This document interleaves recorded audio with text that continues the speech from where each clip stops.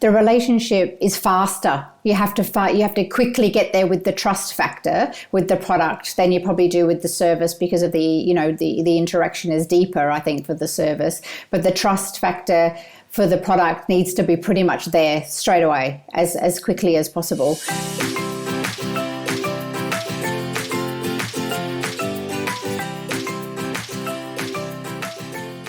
Hi, I'm Kyla, a business coach, mentor, and I'm currently studying a degree in nutrition. I'm a mum of 2 and I live in Australia. And I'm Emilia. I'm the author of the book It's Your Life and the founder of the fashion brand Emilia Ohrtmann. I'm originally from Germany but live in Dubai, and I'm a mum of 4. In our raw and authentic episodes, we share with you all things business, motherhood, and holistic lifestyle, as well as bringing you inspiring interviews with other entrepreneurs. Welcome to the Mums in Biz podcast. Welcome back to another episode of the Mums in Biz podcast. Today it's Kyla and me together again, and we have a short, or I would say medium episode for you as a Monday motivation. And before we start, we want to quickly thank you all, like every episode, for listening, for being here, for sharing, for commenting, for downloading. All the downloads on iTunes are important, so it's really, really important for us to spread the word, to grow this podcast. And we love you. Thank you so much for doing all of that for us. And we want to highlight one. We had a few reviews, so we need to actually collect them. Yeah, which is really, really nice. And we always, every episode, I'm thinking, I forgot to collect it. So today we did. And we have one from someone called Pumpkin Australia. And she said, I'm a new mom starting a side hustle. I found your podcast on Spotify and I've been listening to it while doing house chores. I love your content. Thank you. And she sends us a heart. I thought it was so nice. Sweet. Yes, sweet. Very and especially sweet. that she found us on Spotify, which I thought I was know. super nice. Right? That means we're reaching more and more people, right? Yeah, exactly. So she's so sweet. I think so. She's based in Western Australia. So if you know Australia, she's like on the western. Emilia's laughing right now. She's like, I don't need a map of Australia. On the left-hand side. But her company is very, baby-based. Basically, she rents out like portable breast pumps, I think, and especially for, I don't know what it look. I bought my own one when I was in Dubai, but here in Australia, people can't afford that, right? They're so expensive. So there's a lot of things that you can rent out here in Australia to help new mums, whatever it is with these things, not just breast pumps, actually a lot of baby supplies. So I thought that was so cool. So she's obviously found a market there through her friends, and it's a side hustle. So we wish you the best of luck. Yes, definitely. Okay.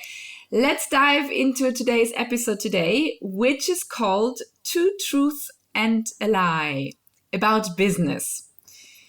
We want to do a few more of those around different topics, but today we're going to start with business. So we have 2 things that are true for business, beliefs that we have or things that we know that we've learned.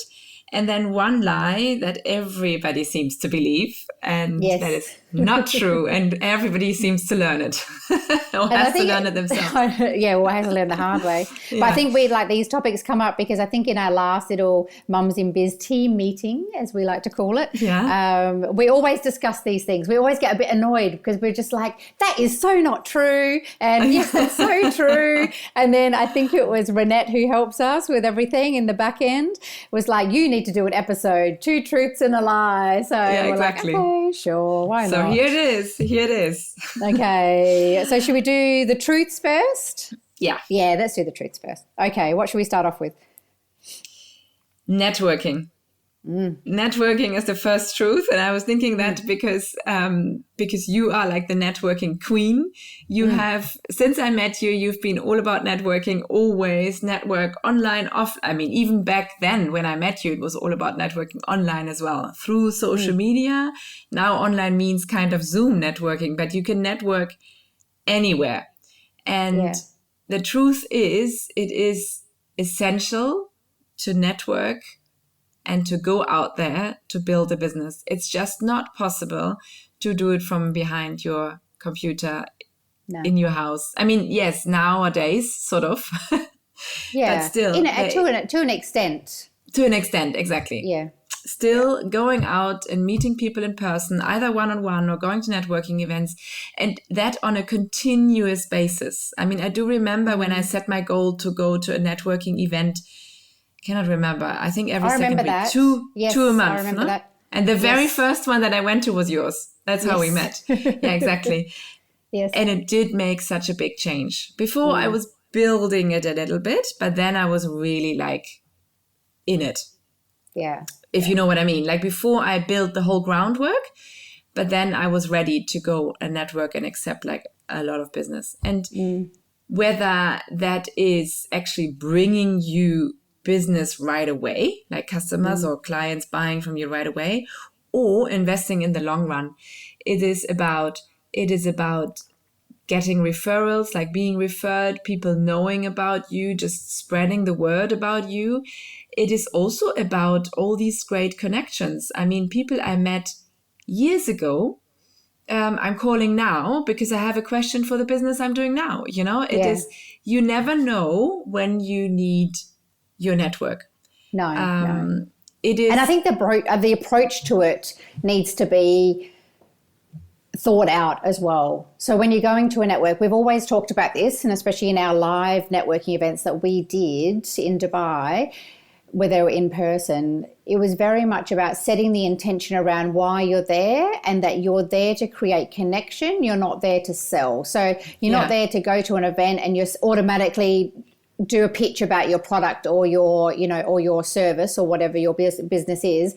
It's there to connect. That's why they're calling them connection events now. And I think also to lift the stress hat off of it, you can network anywhere. So you can network at your Pilates class, or for me, in 2 weeks' time, I'm going to a ceramics class. I haven't told you that yet. So because I want to meet more people, not just for the business side, but I want to meet more friends. I want to meet more people who are interested in, you know, what I'm interested in, or that's how you meet people, like on a friendship basis or a business basis. You have to put yourself out there and be in those, you know, different situations, but going to those events that, you know, in theory, you sort of all would probably have the same interests. Does that make sense? If you're going to a photography class or whatever that is, or if you're at a business networking breakfast, then obviously you're all there, you know, in that sort of joint partnership. And I think what we've found is also, it's where we meet with the collaborations too. Yeah. There was a lot of people in our events who then started collaborating together, who are still connected now on social media as well. So both online and offline. So yeah, it's huge. Huge. It is huge. So your network, you need a network to build a business. And you're right, that can be your personal network as well. I mean, you know, when Facebook was still like big, everybody kept saying, of course you post about your business on Facebook as well. I mean, why shouldn't your friends know about your business? Why shouldn't your friends buy from you or refer you? They know you the best. They've known you for a long time. And I mean, often when, like me as an expat, I'm thinking, you know, I have a huge network from growing up in Germany, but I can't really tap into that. So I had to build, and I'm still building a new network here, especially because I'm here longer term. Yes. The thing is, it is so important on all levels. Yeah. And you're doing a lot of networking with your new business at the moment, as far as, you know, showing up at markets there locally in Dubai. Yes, you're online. Exactly. It's exactly the same. You've met. I've seen you on Instagram. You know, there was a couple of our, you know, Mums in Biz crew that come past, and they, you know, have a look at your designs. I mean, that's just, they wouldn't know anything about it if you didn't meet them, you know, at a networking event or, you know, years ago, that sort of thing. Yeah. Years. Some of them came by, and I've known them through our events, like years ago. Yeah, and they came now by to support. Or, you know, my friends from my running group have bought my book, you know. I mean, also, so, okay, that's maybe slightly different, but why not buy a website from me, or clothing, or you know, or anything else? Yeah. I would buy from them. I know them really well.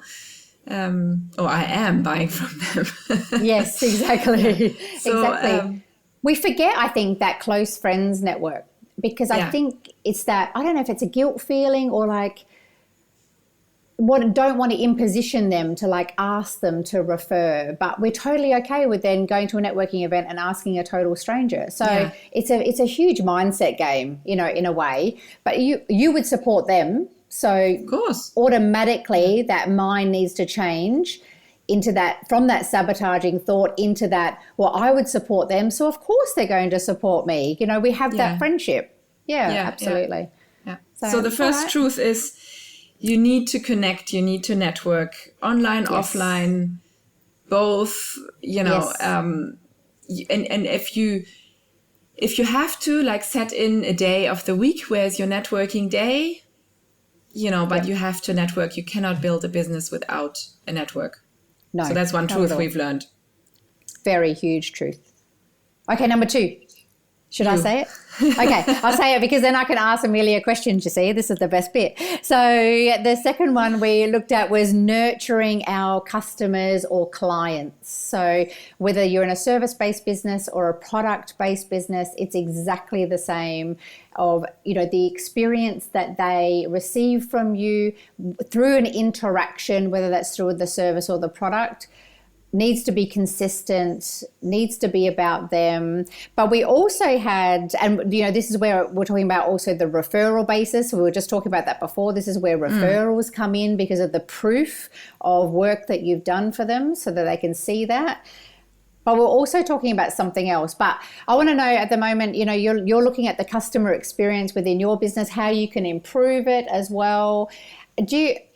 Because you're from a service base, here we go. She's like, you see a deer in a headlight. She's like looking at me. If you're watching the video, she's like, what is she going to ask me? You've gone from a service-based business and then moving into a product-based business. Can you think of anything that's maybe a little bit different to what you're doing now, product-based? Or do you think that the experience that you've had from the service-based has really complemented and helped you, you know, in that product-based, giving that customer service? What do you think? It's a good question. And while I say something else, I'm thinking about the answer as well. Multitasking mom. I want to mention something as well that, you know, especially Julia, who from Spaghetti Airways always says it, like from the followers of Instagram, everybody wants more followers. Everybody wants more clients, customers, and so on. The thing is, nurture the ones that you have already. You know, the better you serve them, they are going to be your best clients and repeat buy from you or refer you to others. So your existing clients or customers are your best referral partners. If you serve them well and if they love you, they are going to refer you. And that's a snowball effect. So everybody always says, how do I get my first client?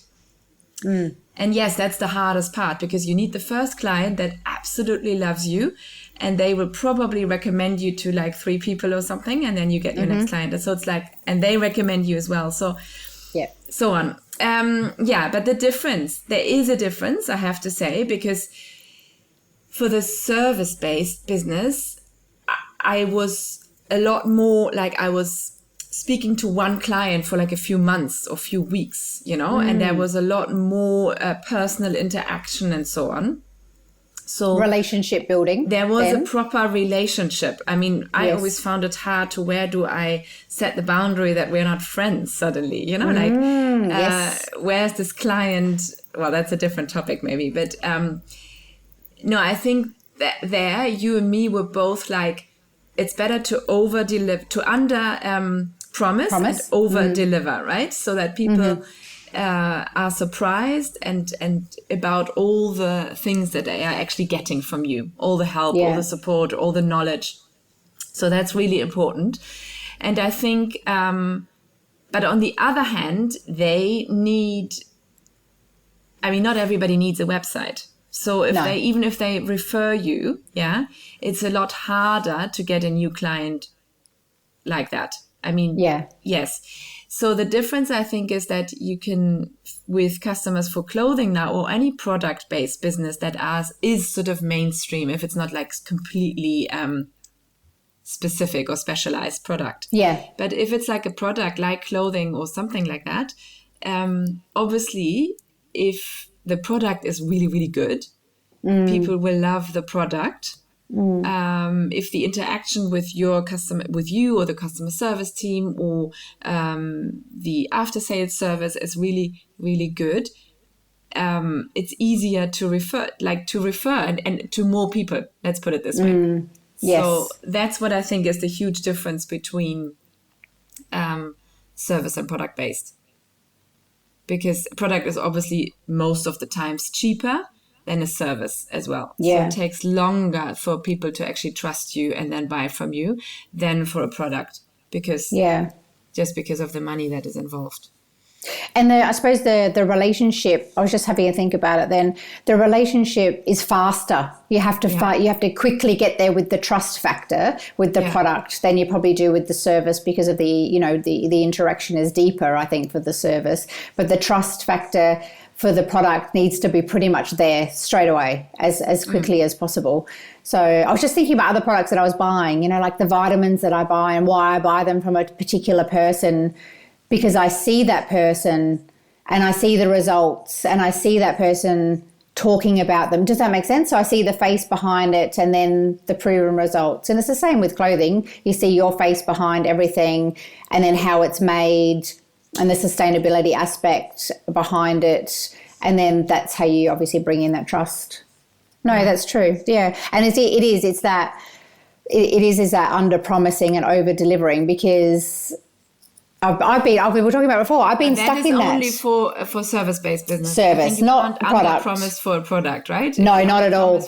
You have no product. It's the other thing. You need to have. I think it's not the opposite, obviously, but it's you need to deliver what you promise. Yes. So if you promised a certain quality, it needs to be that quality. Yes, it can be even better, but obviously you can't really under promise. No, not on the product based, because not with vitamins or clothing or anything like that you're actually consumables. We should probably call it consumables or things. But services, yes. I think you can always sort of but on the service, you can over deliver. So you could say, it takes 3 days to deliver, and actually it's going to take 2 days. Yes. Or, with vitamins, you could send the vitamins and then send like a free sample or send a discount code for the next order. Or next one, yes. That, that's it. That's what I get. Exactly. Yeah. So with the service-based business, product-based business, you can over deliver on the service, I think.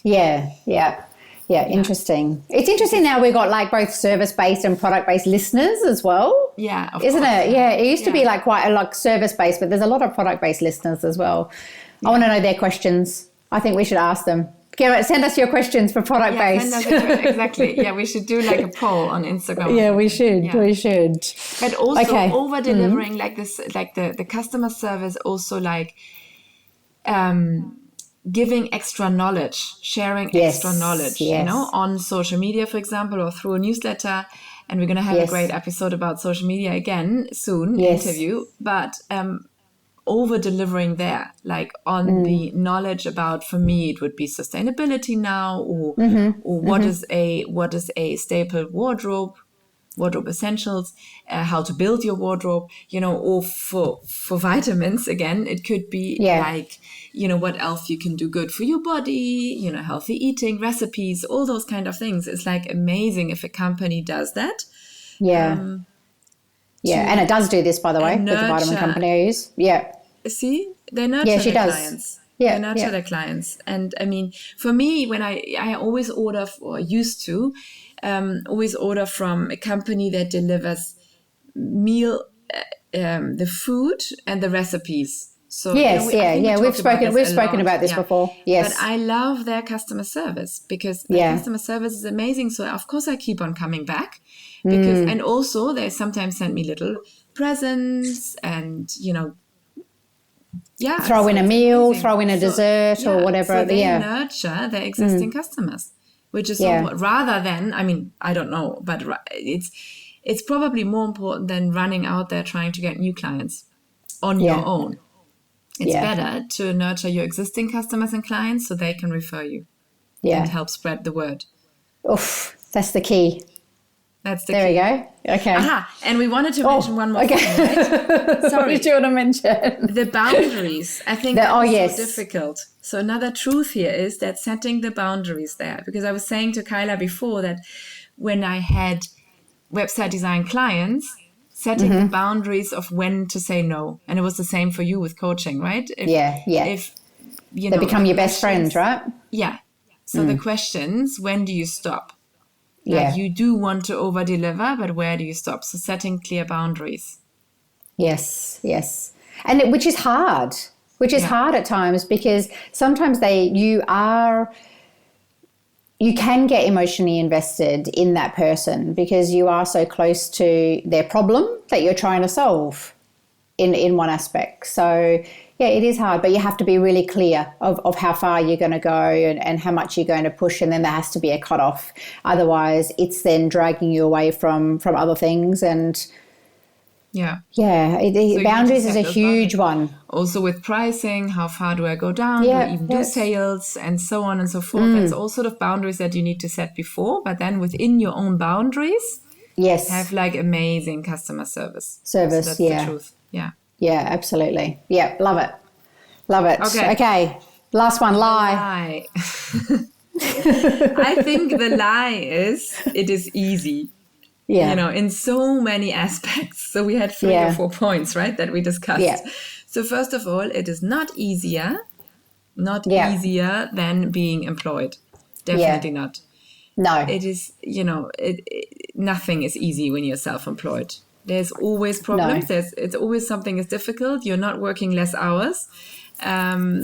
Yes, you don't have a boss anymore. But it's also not easy to be your own boss. It's very hard to argue with yourself.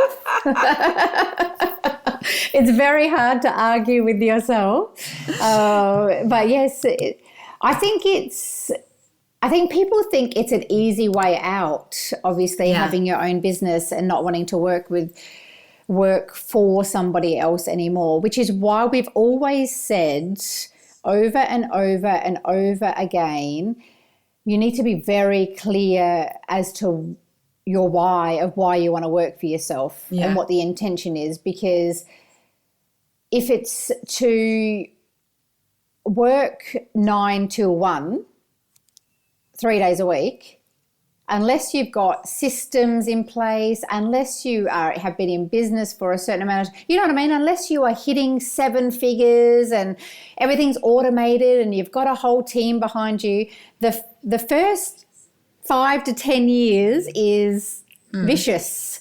So I think it can't be based on the fact that you just want to work from home. I think it's got to go way deeper than that. There's got to be a real less hours. Or less hours, because it's triple the amount of hours. It's be more flexible, because yes, in a way you are of course more flexible, but on the other hand you're also not, because otherwise you don't get anything done. I mean, it's not easy. And also we talked about that, like when you look on social media, on Instagram, and you see these super successful people pop up and you're comparing yourself to them, but they have had probably like, a lot, like 10 years more in this business than you have. You're maybe just starting out, and then you're comparing yourself to people who've done this for 5-10 years.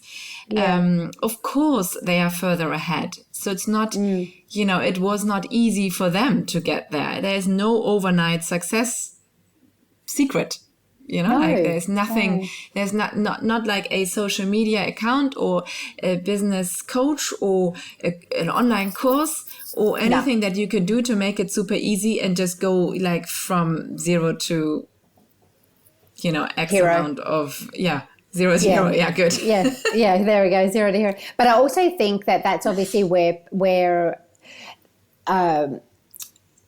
programs and things have like really taken off in the last 5 to 10 years, because they're scratching at that itch that everyone wants to find the easy way out. And yes, there are some incredible programs out there. I've done them, you've done them. There's some amazing things, but when you're in the program, you have to do the work of that program to then be able to see those results. Does that make sense? They don't give you the answers. And you have to do it afterwards. And at the end of the day, you have to do it alone. You have to do it alone. Yes. And it is lonely, which is why that the other point that we're saying is that you're by yourself a lot. So you have to be used to being by yourself, which is sort of interconnects, which is why networking is so important, and having people surround you that are doing the same thing as well is really key. Yeah. So because it can be hard sitting there and you're having a bad day, making sure that, you can connect into somebody who is going through the same thing as you, and having that support network around you as well. Yeah, exactly. And the last thought around easy, we also had about simplifying. Simplifying is also not easy, first of all. And secondly, it also doesn't make it easier. I mean, that's not true. That's not true. It does make it easier. Simplifying and sticking to the things that are important and to the one thing, what we often say, does make it easier to concentrate and to get there and so on. But it doesn't make it easier to grow your business, I think. Yeah. It's never easy. That part is not easy. And you're going to have to work probably more hours. If you're a mom, you have to work at night, I guess, or whenever the kids are sleeping, it is just not easy. And honestly, I think building a business, I've done it. I started my first business only like a little bit before I was pregnant with my first one. And I should have started a lot earlier. The thing is to get through that really hard phase when you don't have kids. Starting a business when you have young kids who might not be sleeping like a clock, and who might need to be carried all the time, that is super hard. It's almost impossible. And pregnancy, and I remember my story, that was not easy at all. Yeah, which is why your why of why you wanted to do it would have been really strong. Yeah. Would have been really strong. And you saw a gap in the market, what you were doing back then, and you knew that you could service that. And then that's what obviously drove you to solve solve problems where you were at that time. For me personally, my why that I want to be self-employed is super strong. Yeah. Why I have never gone back to being employed. I was often at the brink of it. Often I thought about it. I was like, I just leave this all and get my, go from 9 to 1 and get my paycheck at the end of the month, and that's it. Yeah. Yes. My why is so strong that I want to be self-employed. That's a different topic. That's a whole different topic. Yeah, exactly. Yeah. But Yeah. And there's also there's things that people can't do. They have to go back and be self-employed for a while. There's also people who are doing side hustles now, which I'm quite impressed with, because obviously they're spending. I'm doing that at the moment because I'm back to employed work at the moment, because I'm back to uni and I do coaching when I can, and it's a different pathway. So I think anything's possible too. Anything's possible if you want it bad enough. Yeah. If you want it bad enough. So, no, I love it. Okay, well, that's a lie. But at the end of the day, should we finish on a positive note that it's all worth it? It's all worth definitely. It in the end. So we don't completely depress you today. No. It's all worth. It's all worth it, because what you've built then is yours, and it can never be taken away. Exactly. And look at us. The first point was networking, the truth, and we are still here. Yeah, exactly. I don't know, 6 years down the line, and we still know each other and laugh together. So, there we go. That's so anyway, I hope everyone, that's the positive note. I hope people got something out of this. I think it's good. I think we'll bring some stuff to the surface. I think it's a good reminder, and I think it's a good reminder that everybody, you listener, are not alone. If you're feeling those truths and the lie, you're not alone. It is true for everybody. Yeah. No, never alone. Pop us in your ears. Yes. Yes, there's 75 episodes now. It would keep you busy for a while. Yeah. All right, so... Okay, have a great week, everybody. You too. See you later, everyone. See you. Bye. Thanks for listening to this episode of the Mums in Biz podcast. If you loved it, please share it with your network and leave us a review. If you would like to connect with us, please visit the Mums in Biz podcast Instagram page or check the description for our direct contact. Thanks for tuning in, and we will see you next time.